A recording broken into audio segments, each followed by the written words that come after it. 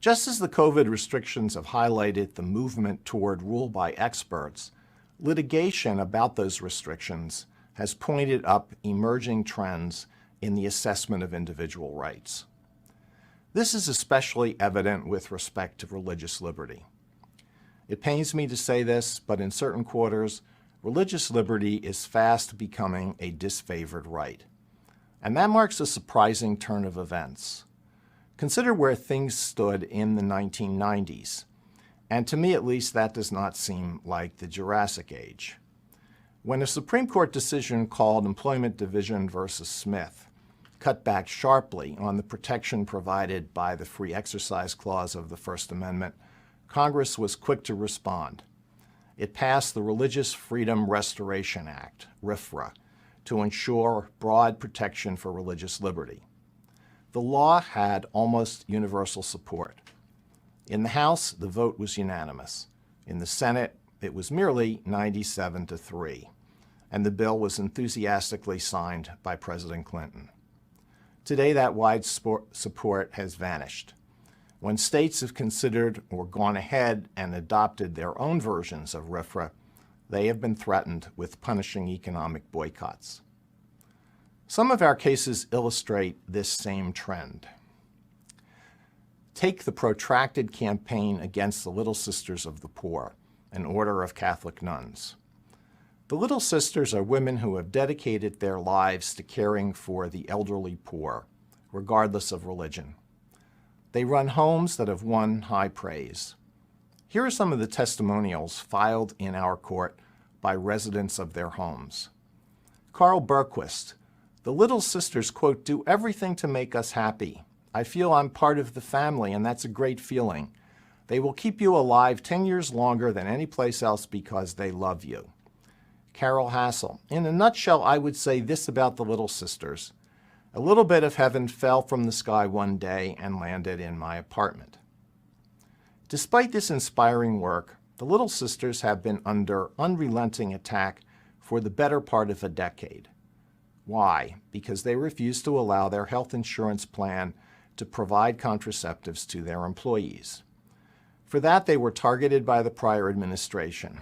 If they did not knuckle under and violate a tenet of their faith, they faced crippling fines that would likely have forced them to shut down their homes. The current administration tried to prevent that by adopting a new rule, but the states of Pennsylvania and New Jersey, supported by 17 other states, challenged that new rule. Last spring, the Little Sisters won their most recent battle in the Supreme Court. I should add, by a vote of 7-2, but the case was sent back to the Court of Appeals, and the Little Sisters' legal fight goes on and on.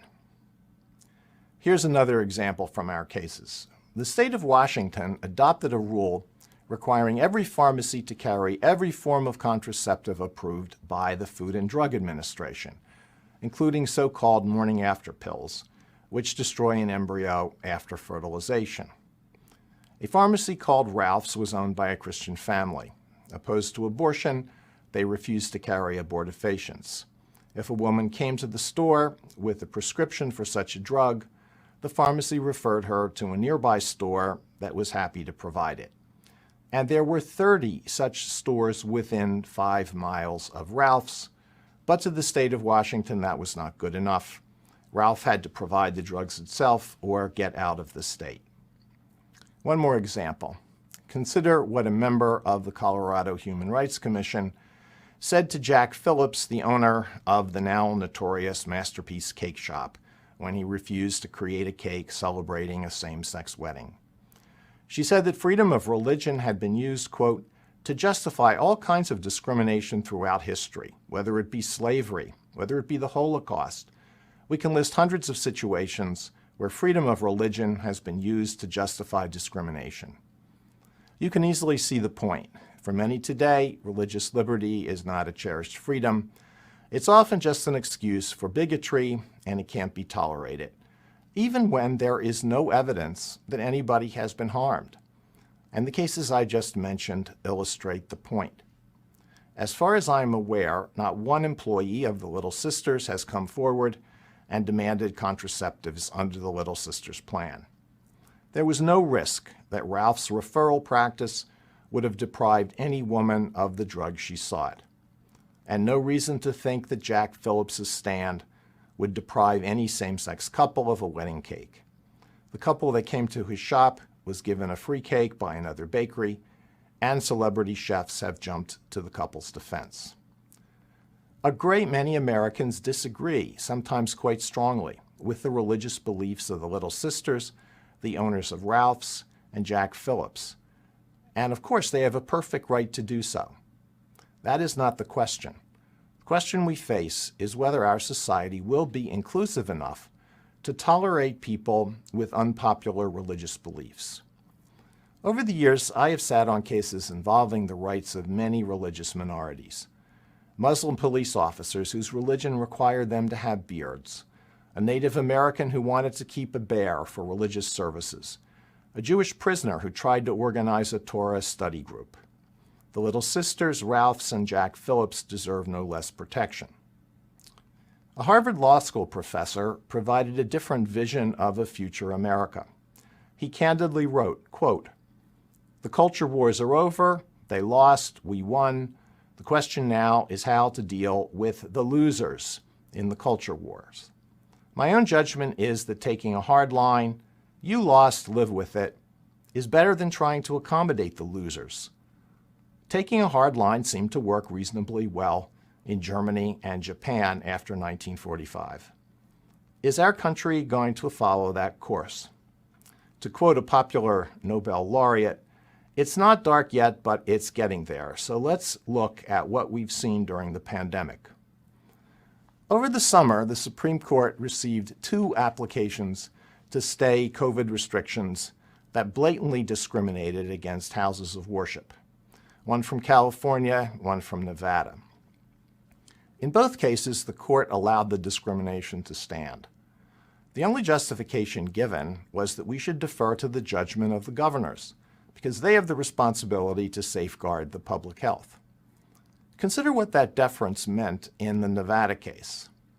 After initially closing the state's casinos for a time, the governor opened them up and allowed them to admit 50% of their normal occupancy. And since many casinos are enormous, that is a lot of people. And not only did the governor open up the casinos, he made a point of inviting people from all over the country to visit the state.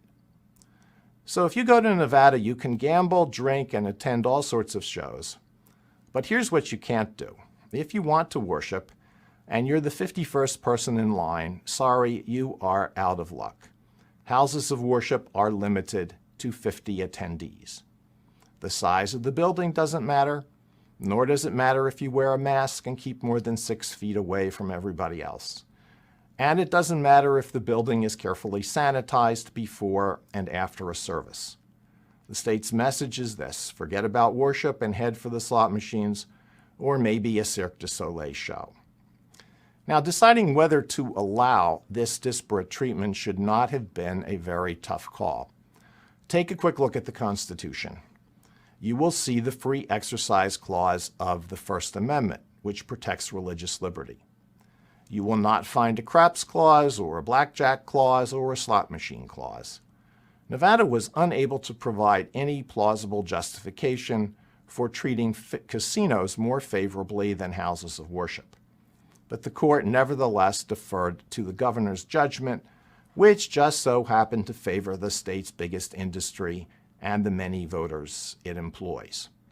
If what I have said so far does not convince you that religious liberty is in danger of becoming a second-class right, consider a case that came shortly after the Nevada case. The FDA has long had a rule providing that a woman who wants a medication abortion must go to a clinic to pick up the drug. The idea is that it's important for the woman to receive instruction about the drug at that time. The rule was first adopted in 2000, and it has been kept on the books ever since. A few weeks ago, however, a federal district judge in Maryland issued an order prohibiting the FDA from enforcing this drug any place in the country. Enforcement, he found, would interfere with the right of women to get abortions. Why? Because some women, fearful of contracting COVID if they left their homes, would hesitate about making the trip to a clinic. Now, when the judge made this decision, the governor of Maryland, presumably advised by public health experts, had apparently concluded that Marylanders could safely engage in all sorts of activities outside the home, such as visiting an indoor exercise facility, a hair or nail salon, and the state's casinos. If deference was appropriate in the California and Nevada cases, then surely we should have deferred to the Federal Food and Drug Administration on an issue of drug safety. But no, in this instance, the right in question was the abortion right, not the right to religious liberty, and the abortion right prevailed. The right to the free exercise of religion is not the only once cherished freedom that is falling in the estimation of some segments of the population. Support for freedom of speech is also in danger, and COVID rules have restricted speech in unprecedented ways. As I mentioned, attendance at speeches, lectures, conferences, conventions, rallies, and other similar events has been banned or limited. And some of these restrictions are alleged to have included discrimination based on the viewpoint of the speaker. Even before the pandemic, there was growing hostility to the expression of unfashionable views. And that, too, was a surprising development. Here's a marker. In 1972, the comedian George Carlin began to perform a routine called The 7 Words You Can't Say on TV. Today, you can see shows on your TV screen in which the dialogue appears at times to consist almost entirely of those words. Carlin's list seems like a quaint relic. But it would be easy to put together a new list called Things You Can't Say If You're a Student or Professor at a college or university or an employee of many big corporations. And there wouldn't be just 7 items on that list. 70 times 7 would be closer to the mark. I won't go down the list, but I'll mention one that I've discussed in a published opinion. You can't say that marriage is a union between one man and one woman. Until very recently, that's what the vast majority of Americans thought. Now it's considered bigotry. That this would happen after our decision in Obergefell should not have come as a surprise. Yes, the opinion of the court included words meant to calm the fears of those who cling to traditional views on marriage. But I could see, and so did the other justices in dissent, where the decision would lead. I wrote the following: I assume that those who cling to old beliefs will be able to whisper their thoughts in the recesses of their homes. But if they repeat those views in public, they will risk being labeled as bigots and treated as such by governments, employers, and schools. That is just what is coming to pass. One of the great challenges for the Supreme Court going forward will be to protect freedom of speech. Although that freedom is falling out of favor in some circles, we need to do whatever we can to prevent it from becoming a second-tier constitutional right.